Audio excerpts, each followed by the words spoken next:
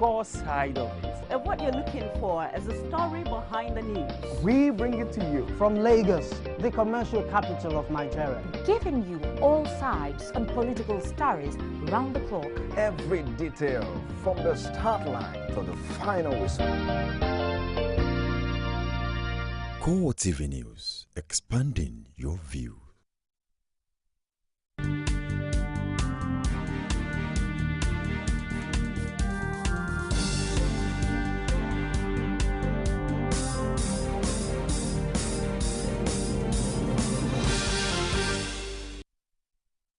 Hello and welcome to CoreTV News.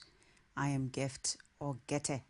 In our major story, the All Progressives Grand Alliance offers automatic tickets to President Goodluck Jonathan ahead 2015 presidential election.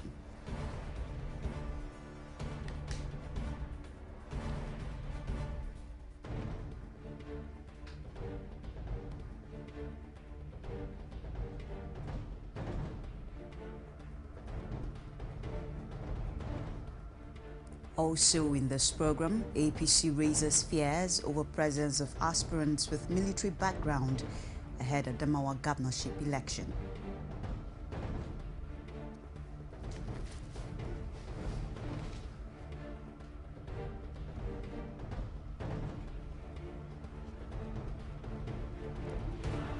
Police raid hotels on Lagos Island, arrest 39 immigrants over Ebola scare.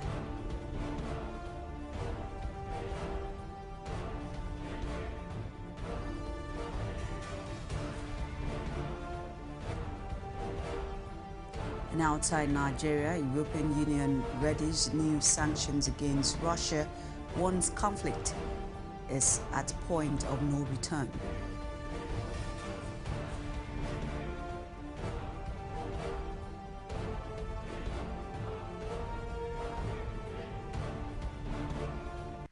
So good to have you join us on CoreTV Primetime News. Now, details of the headlines and other stories.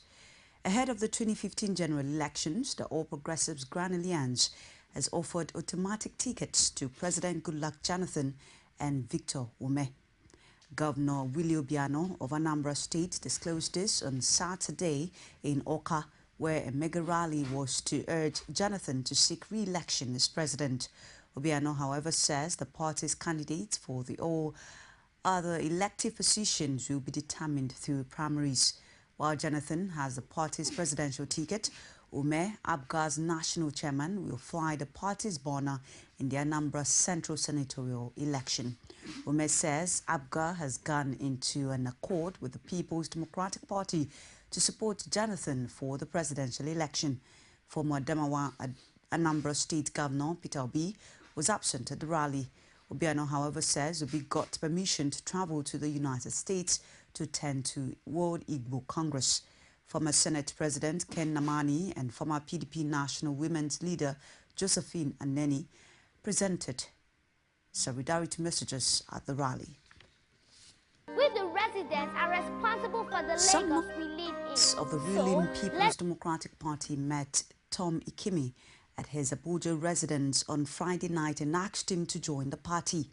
The PDP delegation, which was led by the national chairman of the party, Adamu Mwazu, also had in attendance the chairman of Board of Trustees of the party, Tony Aneni. Ikemi resigned his membership of the All Progressives Congress on Wednesday after his desire to be the chairman of the opposition party did not materialize. Ikemi told the delegation that he was ready to bring value to the PDP and that he was also ready to serve at all levels. You can now watch CoreTV News live from anywhere in the world on our website, www.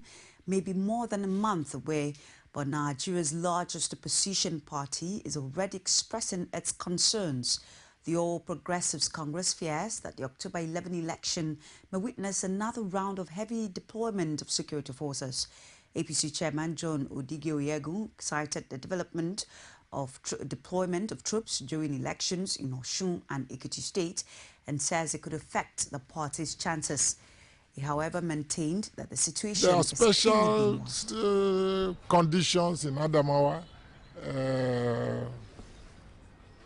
The deputy governor, who is also an aspirant, comes from one of the local governments there. Some top military brass come from parts of that local government. And given the activities of the military and security agencies in Ekiti and Oshun, we have reason to have fears. But we hope that reason will prevail and that this top military brass will not see it as a mission to return the state as a kind of thank you for the appointments that they have gotten. We hope, sincerely pray that that does not happen. But we have reasons to worry. A non-governmental organization, the Movement Against Electoral Fraud, has commenced a review of the electoral process that led to the August 9 governorship poll in Osun State. Correspondent Rashid attended the forum and returned with this report. Speaking at the forum to review the electoral process of the August 9 governorship poll in Osun State, chairman of the Movement Against Electoral Fraud, Taiwo Titolaye, says militarization of elections portends great danger for democracy in the country. Taking cognizance of the events leading to Ekiti and Osun gubernatorial elections, and as it affects 2015 general elections, democratic culture and nation building are clear indications that we are far removed from achieving free and fair elections. The primitive militarization of the last two gubernatorial elections in Ekiti and Osun states are pointers to what the 2015 general elections in the country will be. Members of the movement applaud the people of the state for exercising their civic responsibility without fear during the poll, but caution the federal government against endangering the polity by militarization elections in Nigeria. Ruling people in a democratic setting should be a non-violence process. A transitional process, a democratically transitional process, should not be a thing of victimization and threats. The election, which is supposed to be the culmination of the democratic process in any democratic system, should not be militarized, should not be turned into warfare. That is exactly what we are saying. Yes, the election has come and gone. Yes, the will of the people has, but it is forced. We should do better than that. The movement added that it will take it upon itself to sensitize the public against what it called a dangerous trend. We have taken the start now to go out there and mobilize the people, educate them, sensitize them, and to prepare them for mandate protection, to prepare them to resist all forms of political repression, as it happened during the election. The movement prays that the federal government will put in place the desired enabling environment that will guarantee the electorate the freedom and safety they need to perform their constitutional role. Rashid, CoreTV News, Oshogbo. As the transformation ambassadors of Nigeria continue to seek support for the second term's ambition of President Goodluck Jonathan, reactions have continued to trail the development. Speaking on the Saturday's edition of our flagship program, Core Digest, Public Affairs Analyst Olabode Oseni explains that government institutions and politicians set to enhance good governance have failed at ensuring that there is strict adherence to the rule of law. Most of the bodies, most of the organizations, institutions that are supposed to regulate, to ameliorate the settings of good governance are just not, they are not working. That is the problem. I don't know whether you still understand what I'm trying to say. The records of the federal government of Nigeria, the executive, the legislators, even up to the local government, should speak for themselves. But then, if they want to rerun, they should wait and comply with rule of law. And Section 99 of INEC electoral is clear. It says it clearly. Nobody, and there's no exemption there, I read it. Nobody there gather together and start making any form of campaign.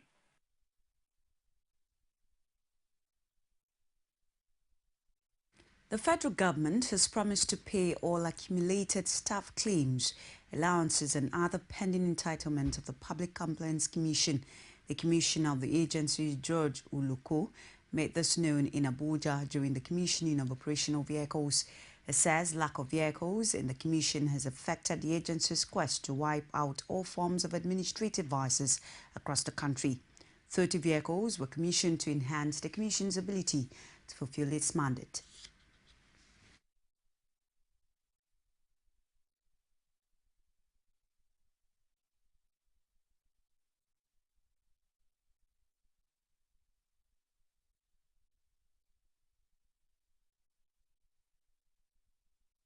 Instructive to note here that the Commission is presently on frontline charge in revenue allocation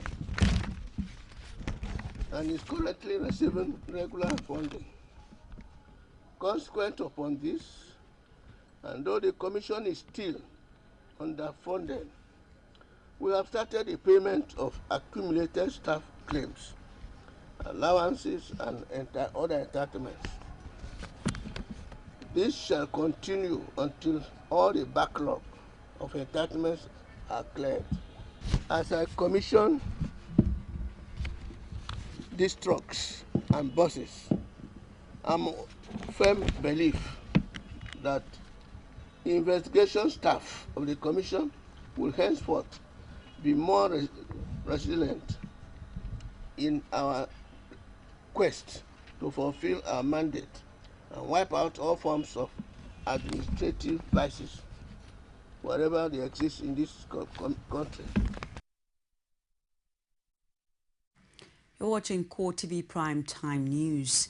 Police raid hotels and Lagos Island, arrest 39 immigrants over Ebola scare. Find out more after the break. Stay with us. We the residents are responsible for the Lagos we live in. So let's change the way we think. Together, we can bring back that Lagos where every resident is respected and rights are preserved. That is the true spirit of Lagos. So join me to restore, share, and protect it. Visit spiritoflagos.com to make a pledge and start doing something today. Welcome you to From the Ivory Tower and happenings around the country. Varsity teachers get to air their views. Students are actually not left out. We bring you intellectual ends from the events happening around you. It is dedicated to educating the populace with a spice of entertainment. From the Ivory Tower, Tuesdays, only on CoreTV News. You can now watch CoreTV News live from anywhere in the world on our website www.coretvnews.com. Click on Live TV on our website and watch us live. And welcome to CoreTV Primetime Days. To follow us on Twitter, click on Twitter icon on our website. On Facebook, click on the Facebook and YouTube to see all our previous news production. You can also watch us live on YouTube. Click CoreTV, leave a space, then News. CoreTV News, a 24-hour news station. Welcome back. It's CoreTV Primetime News. Police and immigration officers have arrested at least 39 foreign nationals in 2 hotels on Lagos Island. CoreTV News learned they were arrested following a tip-off by some residents of the area over fears of the spread of Ebola virus disease. Upon receiving the report, the area commander, Area A Command, Lion Building, Imonimi Edgar, contacted immigration and health officials who stormed Bini Hotel and an unnamed guest house situated at Atere Street and effected the arrest of the foreigners, the 5 of whom are citizens of the Democratic Republic of Congo, while the rest are Sierra Leonean nationals. The police say the immigration officials will determine if the suspects are legally residing in the country, while the health officials will determine their health status. Meanwhile, all the hotels in the area have been placed under surveillance. Abia State government has denied rumors making the rounds that a relation of the Port Harcourt doctor Ike Enemwa, who died while secretly treating an Ebola patient, sneaked into Aba, the commercial nerve center of the state. Commissioner for Information Eze Chikanyo, who made the denial described as evil and mischievous. A news report on an Aba-based radio station that the late Dr. Sibling had taken refuge in the States. Chikamwa, who says investigations reveal that the deceased did not hail from Abia but Anambra, and that his mother was living with him in Port Harcourt while his wife had since been quarantined in Lagos. He insists that the intention of those behind the report was to cause tension and unnecessary apprehension in the state and enjoined residents not to panic but disregard the rumor. Chikamwa cautioned media practitioners against false reports, noting that some lives were recently lost by drinking salt water solution when it was rumored that it had the potency to cure Ebola. The commissioner ordered that Abia for now is Ebola-free and assured of the preparedness of the state government to contain the spread of the killer virus. Celebrations break out in one of Liberia's densely populated West Point area of Monrovia, the country's city capital. This follows weekend's announcement by government that it would lift the Ebola quarantine on the large slum 10 days after attempts to cordon off the neighborhood from the rest of the city sparked deadly clashes. Residents of the slum could not but express satisfaction at the decision reached by the government and the country's health authorities. They say the decision has completely vindicated their position on the deadly Ebola virus disease. Yes, indeed. But from the time they close the road, we can't hear nobody dying, nothing at the account. So we believe that our fast and prayer God took control. Yes. For me, I'm not denying that Ebola is not real, but I believe, 100% believe that all those that live in West Point are free from Ebola. As part of the sensitization against the deadly Ebola disease, wife of Lagos State Governor Abimbola took the monthly sanitation exercise for Augustu Ijayo-Ojokoro local government area of the state. Oluwaseyi Adegoke monitored the exercise in this report presented from our studios. The residents of Ijayo-Ojokoro with the Lagos state officials performed the sanitation exercise in the air. The representative of the wife of Lagos State Governor Aziza Tijani says the state governor will continue to encourage sanitation exercise for the people of Lagos State. A lot still needs to be done. It is as if the people do not understand the reason for this exercise. It's just to assist them, to give them awareness that environmental sanitation is for their own good, not for the government. The surroundings are dirty. People don't even clean their houses, let alone clean their environment, which I think needs a lot to be desired. The permanent secretary of the Ministry of Environment in Lagos State, Akim Ogunbambi, and the chairman of Ijayo-Ojokoro local government, Benjamin Olabinjo, says personal hygiene will be encouraged. There are serious human and environmental challenges that we have come across. We have noticed they don't have adequate infrastructures, and which is a challenge to the local government and also to the state. We have seen where private development supersede government's ability to provide all the infrastructures, and these are part of the issues that we are tackling in Lagos State, that we need to do more for the people. This environmental, we used to announce it to them that we are not doing it for our own sake, not for the sake of the local government or the state government, but for their own sake. But the compliance is very, very bad. At times, our environmental officer will come to go to their houses where they are using pit latrine, advise them and give them notice that within 1 or 2 months they should put it right. Reverse is the case. But we will continue to enlighten them because they need more enlightenment. The officials encourage the people of Lagos State to embrace personal hygiene to help in containing the Ebola disease in Nigeria. It's CoreTV Primetime News. We take another break and return with business, sports and more stories outside Nigeria. Stay with us. Nigerians continue to Tonight, the city of Lagos waits and God as all routes. Be the first to know. From the north, south, east, west, and around Africa, we break the news. We are one Nigeria. Now you can catch all the actions live as the news breaks. We are CoreTV News. Welcome to CoreTV, 24-hour news station. You can now watch CoreTV News live from anywhere in the world on our website www.coretvnews.com. Click on Live TV on our website and watch us live. And welcome to CoreTV Primetime Days. To follow us on Twitter, click on Twitter icon on our website. On Facebook, click on the Facebook and YouTube to see all our previous news production. You can also watch us live on YouTube. Click CoreTV, leave a space, then News. CoreTV News, a 24-hour news station.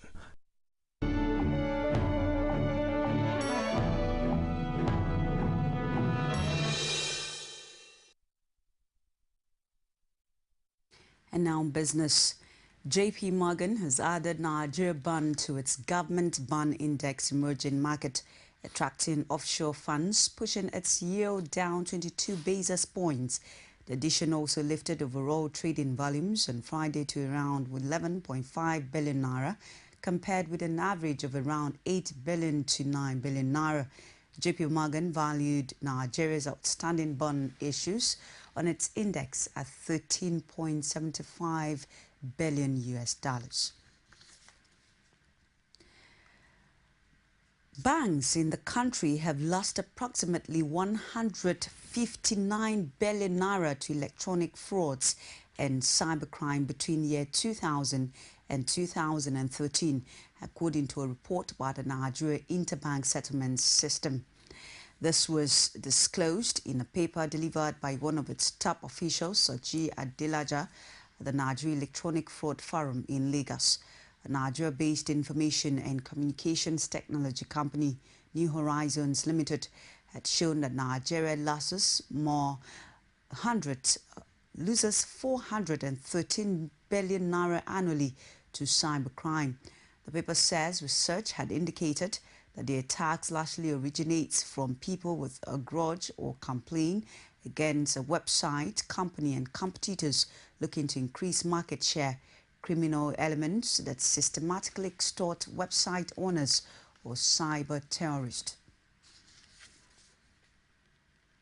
Ex-Nigerian international Patrick Pascal has hit out at Sports Minister Tammy Danagogo, claiming that he is responsible for all the mayhem rocking football in the country.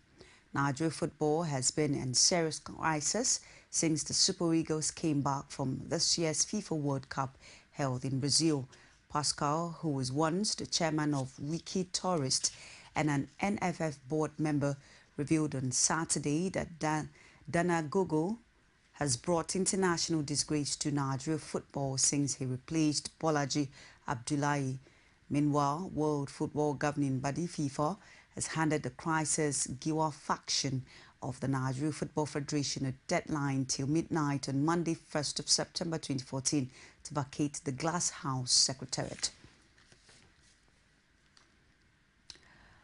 Still on sports, Stoke City registered their first Premier League victory in Manchester as Mame Biram finds solo efforts turned City.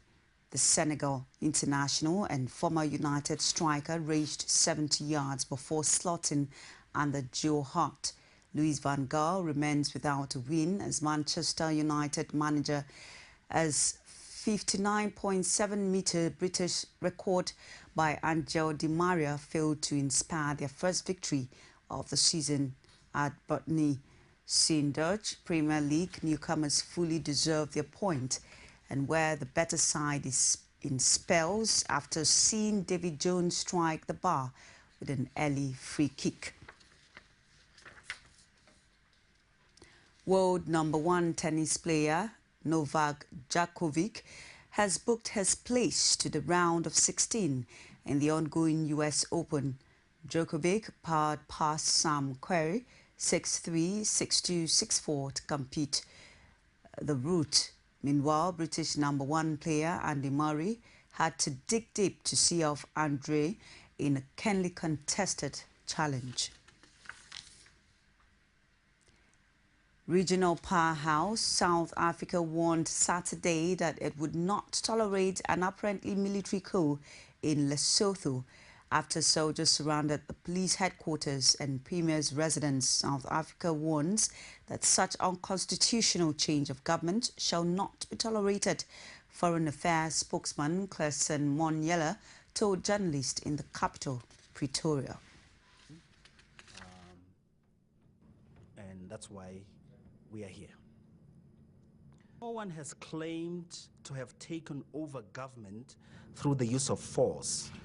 By all accounts, the activities of the Lesotho Defence Force thus far bear the hallmarks of a coup d'etat. Unconstitutional change of government shall not be tolerated. We prefer a peaceful resolution to any crisis, particularly if it's a political crisis. So you give diplomacy a chance. Such things become last resorts when you're dealing with a political problem. The European Union geared up a fresh wave of sanctions against Russia on Saturday with warnings that the escalating conflict in Ukraine was putting all of Europe at risk of war. Fears of a wider confrontation spiraled after allegations that Russia has sent troops and weapons across the border to help a bloody new counteroffensive by pro-Kremlin rebels. Ukrainian President Petro Poroshenko visited Brussels. Today in Brussels is an opportunity to talk with other EU leaders and to make sure we all coordinate to stop people travelling to Iraq and Syria, to stop radicalisation, to confront extremism, and that's what we'll be discussing today. We have to address the completely unacceptable situation of having Russian troops on Ukrainian soil. Countries in Europe shouldn't need to think long before realising just how unacceptable that is. We know that from our history, so consequences must follow if that situation continues, and we'll be discussing that as well today. Syrian government forces bombarded the Juba eastern district of Damascus in a fierce offensive aimed at wresting control of the key sector back from rebels. Multiple reports say Juba has been in insurgent hands for a year and is strategic because it provides a gateway to the center of the capital. It is also open onto the eastern Ghouta region, a rebel stronghold in Damascus province. Reports say the army had killed dozens of rebels, including a Jordan and a Saudi, and had taken control of various buildings. Residents of nearby areas reported Juba under heavy bombardment since Thursday, with pillars of smoke rising above the area and warplanes overhead. The Britain-based Syrian Observatory for Human Rights called the current government offensive against Juba the heaviest since rebels seized it in summer last year. In more than 3 years of fighting, the number of deaths in the Syria conflict has topped 191,000, according to UN figures. Despite heavy fighting between rebels and regime forces, this front has almost been relegated to the background as Islamic State jihadists battle both insurgents and President Bashar al-Assad's military. That's our show for tonight. On behalf of the entire news crew, I am Gift Ogete, wishing you a good night rest. Good night.